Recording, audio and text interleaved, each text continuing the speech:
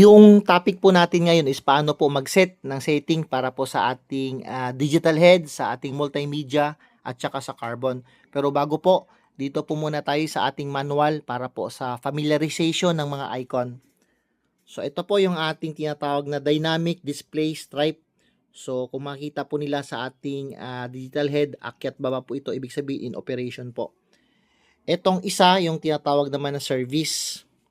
So ito po, yung icon na to is tinatawag naman na backwash. Kung makita po nila, parang meron siyang water droplet pababa. Ito po yung isa, yung brine slow naman na icon. Ang ibig pong sabihin nito, ito po yung tubig alat galing po sa ating brine tank, sisipsipin papunta po sa ating softener. Ito yung ating brine slow na icon. Ito naman po yung ating brine refill. Yung tubig alat po galing sa ating softener, higupin papunta sa ating brine refill, ibabalik siya. Ito naman po yung ating indicator ng fast rinse. Yung, kung kanina yung ating backwash, pababa yung kanyang icon na water droplet, dito naman po sa fast rinse o yung banlaw, paakyat po. Ito po yung ating setting na icon. Ito naman po yung ating lock key or yung tinatawag na button lock. Ito naman po yung ating current time sa ngayon.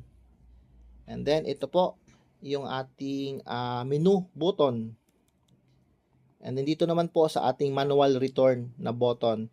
So ito po yung ating up and down button, downward tsaka upward na button. Ayan. So ito po yung ating actual na digital head for multimedia at saka carbon. Kung makita po nila, medyo magalaw o magulo yung kanyang oras dito. Pero sa actual po hindi po siya magulo yung oras, siguro po sa reflection ng ilaw. Ito naman po yung ating dynamic display stripe, ibig sabihin in operation po yan.